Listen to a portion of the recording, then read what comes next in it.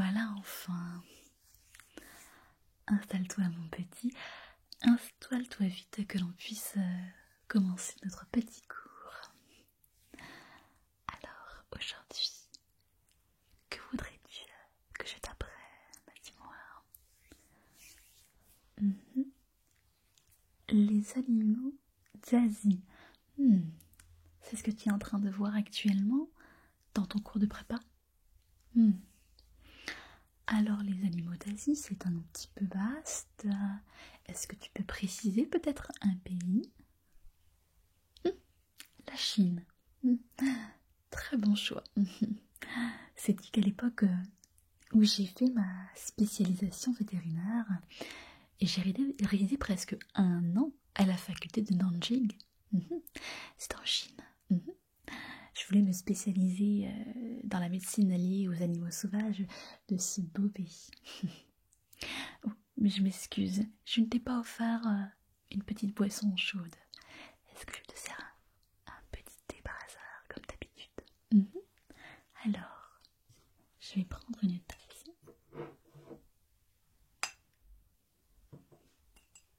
Voilà. Installe-toi confortablement, j'ai plein de choses à t'enseigner, tu verras. Sur la Chine. Plein de souvenirs qui me remontent. Alors, je m'occupe déjà de ton thé.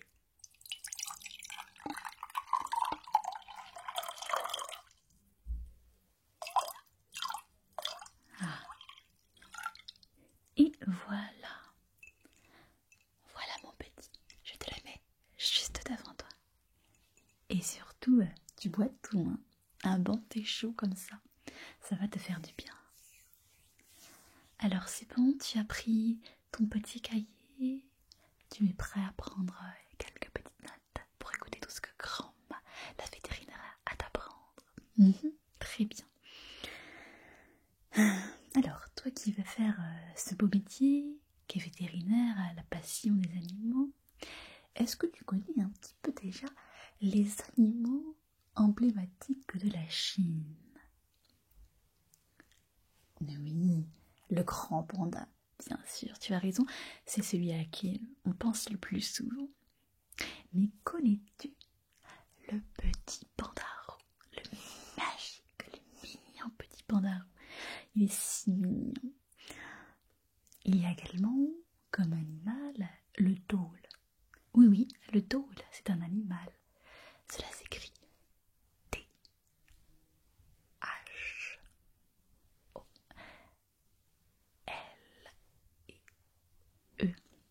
Le dhole, c'est un chien d'Asie, un chien sauvage d'Asie, qui ressemble, tu vois, à un petit renard. Note bien tout. Il y a aussi la petite gerboise avec ses grandes pattes qui lui permettent de faire des bonds immenses. Que connais-tu encore comme animal de Chine? L'ours à collier blanc, tu as tout à fait raison. On dirait qu'il porte un maillot de foot en permanence, de ceux qu'on portait à mon époque en tout cas. Je ne sais plus trop à quoi il ressemble maintenant. Le tigre, évidemment, le tigre de Chine, oui, tout à fait, la panthère, le cerf sika également, le faisan doré, que l'on trouve maintenant avec des plumes chatoyantes, en tout cas pour les mâles, parce que les femelles sont un petit peu plus discrètes. Qu'est-ce que tu connais encore comme animal de Chine? Le tigre, le grand panda, le taquin, le piquin, hein? C'est des noms que tu ne connais pas. Alors, continue à écrire, j'en ai d'autres à t'apprendre.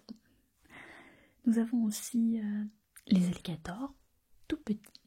Ils sont entièrement recouverts d'écailles, même sur le ventre. Oui.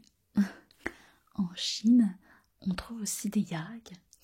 Ah, ils sont tellement beaux les yaks. Tu sais que j'ai pu en faire des kilomètres sur leur dos. Oui, ce sont d'excellentes montures qui peuvent s'accoutumer à des températures très basses. Ils sont presque tous domestiqués. Les yaks sauvages, on en trouve encore sur quelques montagnes tibétaines, mais c'est vrai que ça doit être rare. Ah, j'allais oublier le pika. Tu me demandais ce que c'était. Le pika. Le pika, pika, pika, pika, le pika. Ça s'écrit P. Le pika. C'est le petit cousin de nos lièvres et de nos lapins. C'est lui qui a inspiré le personnage de Pikachu. Le savais-tu? Je t'assure.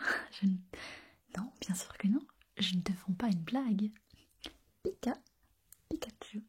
Pika, pika, pika, pika, Pikachu. Pika, pika, pika, Pikachu. Les Pika, tu vois, ils mesurent à peu près 20 cm. Ils pèsent environ 125 grammes. C'est vraiment tout petit et c'est tout mignon. On les reconnaît par ses courtes pattes.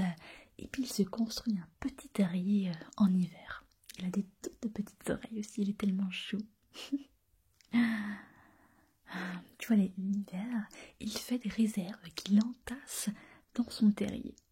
C'est aussi un animal qui peut vivre à très haute altitude. Et lui, il n'a pas peur du froid. Et as-tu entendu parler du sambar? Du sambar? Non? Alors le sambar, c'est un grand cerf robuste avec de longs cils fins et de toutes petites oreilles. Il mesure environ 2 mètres de long et, chose assez remarquable, c'est le seul cervidé dont les petits éléphants ne sont pas tachetés de blanc, contrairement à nos biches que nous connaissons bien. Il aime se baigner vraiment plusieurs heures dans l'eau et il nage très bien. Oui, le sambar nage très bien. J'en ai vu quelques-uns d'ailleurs, je me rappelle. Bon, j'ai dit beaucoup de choses. Est-ce que tu as pu noter tout ce que j'avais à te dire déjà sur les animaux de Chine? Le taquin, je ne t'ai pas présenté le taquin. Le taquin. Le taquin est un animal très particulier. Déjà son nom, taquin, qui s'écrit T-A-K-I-N,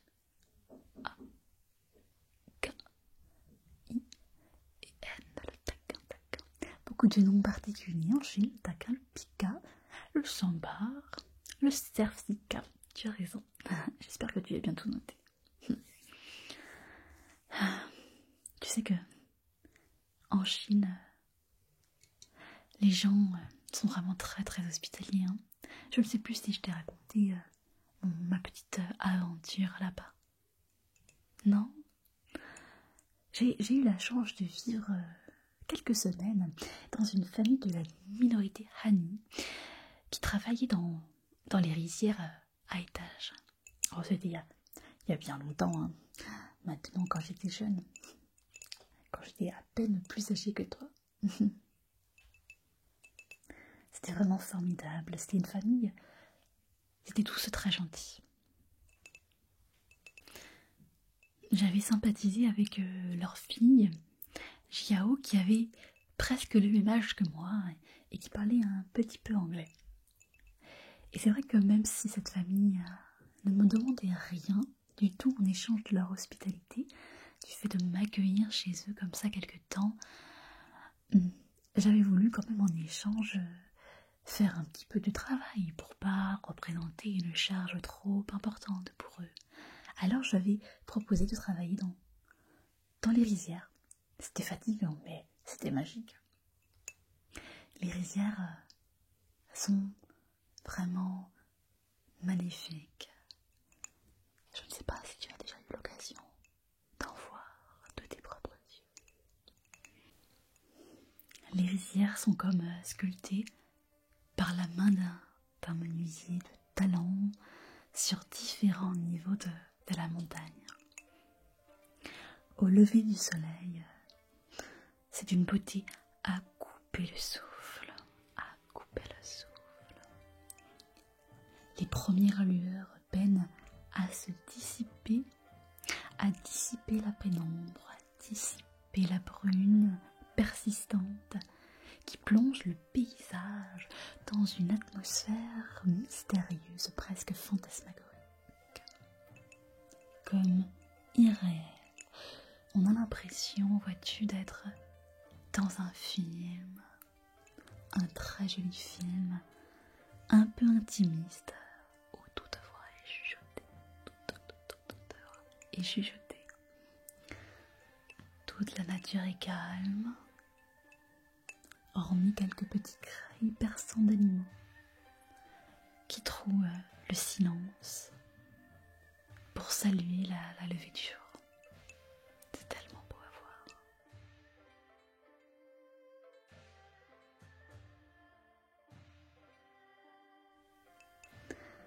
Les couleurs sont alors au début encore noires, mais peu à peu changeantes, comme dans les tableaux du peintre Soulages.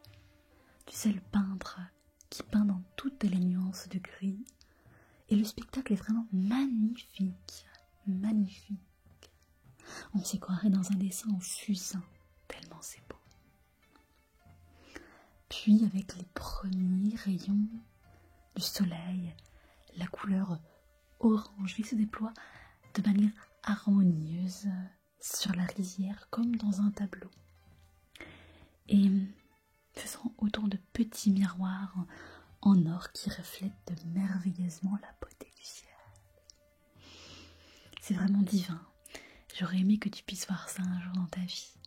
Et puis, ça sent tellement bon. Cette odeur très particulière, je me rappelle. Oui, oui, ça sent bon la terre mouillée. L'air est vif, il est régénérant. On emplit nos poumons, on a le sentiment d'être en vie. C'est un bonheur. Quand je te dis que c'est magique, je t'assure que c'est vraiment un moment fabuleux que participer un petit temps dans sa vie à ce paysage des rizières en terrasse de Chine.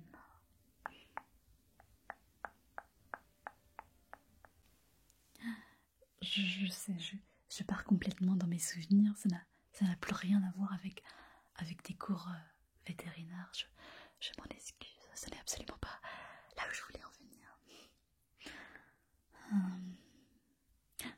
D'ailleurs, ça me fait penser... Ah oui, j'ai une petite leçon particulière en Chine que je pourrais te raconter. Si tu as encore quelques minutes pour m'écouter, bien sûr. Tu sais que je te parlais de Xiao, la fille du couple qui m'hébergeait chez eux en Chine. J'étais allée là-bas donc pour les étés, pour les rizières. Et j'avoue qu'un jour, on était partis pour travailler un matin sur les rizières. On prenait des petits chemins de peau qui permettaient d'arriver en fait d'un bassin à l'autre de la rizière. Quand on passait dessus, ça faisait des petits bruits, des petits bruits d'eau sur les semelles. Ça faisait des petits bruits d'eau sur nos semelles.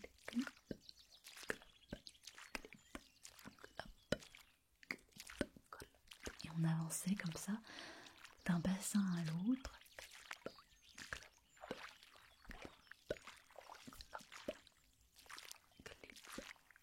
Et un jour, alors que j'étais avec Xiao, d'ailleurs Xiao, je ne sais pas si tu connais ce que ça veut dire. Alors, il faut savoir qu'en Chine, tous les prénoms de filles ont des significations tout à fait charmantes, très jolies. Et Xiao, en chinois, cela veut dire charmante, belle.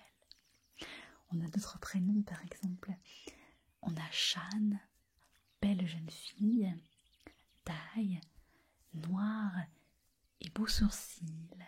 On a Mei, qui signifie beauté, je crois. Ou encore Na, fille gracieuse. Qian, jolie. Ting, gracieuse. Xiu, élégante. Xuan, gracieuse jeune fille. Fang, parfumée. Ou encore Yan, magnifique. Et du coup, cette Xiao, qui était du coup une charmante belle jeune fille, je me promenais un jour avec elle. Soudain, j'ai presque perdu l'équilibre dans une de ces rizières qu'elle m'a rattrapée de justesse. Si je suis tombée, écoute bien, c'est parce que j'ai entendu un cri au loin, un cri très inquiétant. écoute où je vais en venir, tu vas comprendre. Ça a encore un rapport avec tes cours, ne t'inquiète pas. C'est vrai que grand-ma a tendance un peu à se disperser. C'est l'âge qui fait ça. Et ce bruit, l'ayant entendu, nous nous dirigeâmes vers ce coin de la forêt, cette forêt de bambou. Et alors, en arrivant au creux de cette petite forêt, qu'est-ce que je vis? Un panda géant. Mais un bébé panda géant. Un petit bébé panda géant. Un bébé panda géant.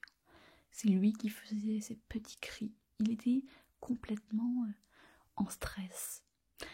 En m'approchant de lui, je me suis rendu compte que le petit bébé panda avait l'air complètement affamé et très très mal en point, puisqu'il avait présenté au front une blessure assez profonde. Et je pense qu'il devait s'agir d'une attaque de dol. Non, une vraie attaque de dol, le petit renard sauvage, que j'avais aperçu quelques minutes auparavant. Tu me connais, je ne pouvais pas résister à un animal sauvage en danger, alors Xiao m'accompagna quand même, malgré la peur, et j'allais sauver le bébé panda géant. Au début, le panda était un petit peu affolé, mais comprenant que nous ne le voulions pas de mal, il se laissa faire. Je récupérais dans un de mes petites poches un petit coton que j'avais la chance d'avoir gardé, et je lui passa comme ça sur son front pour nettoyer du mieux que je le pouvais sa blessure.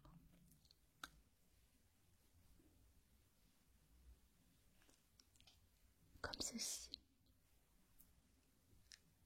C'était vraiment des soins de premier secours, tu vois. Mais il se laissa faire. Avec un petit peu d'aloe vera, je crée une petite lotion que je déposa ensuite sur le coton afin de m'assurer qu'il y ait une meilleure cicatrisation de la blessure du bébé panda. Et ce qui est très drôle, c'est qu'au moment où j'explique à Xiao que j'avais sauvé le petit panda, il a pris la fuite, comme s'il avait compris ce que je racontais. Je ne l'ai plus jamais revu, mais je pense qu'il s'en est bien sorti. Oh là là, aujourd'hui je suis vraiment partie très très loin, je m'en excuse. Heureusement que tu as des vrais cours en ligne avec ta prépa vétérinaire, puisque ce n'est pas avec moi que tu apprendrais grand chose. C'est vrai, tu aimes bien les histoires que je te raconte? Bon, bien m'en voilà ravie quand même. Est-ce que tu souhaiterais que je te fasse un autre thé peut-être? Très bien. Eh bien, je m'en vais et ensuite on continue tout ça.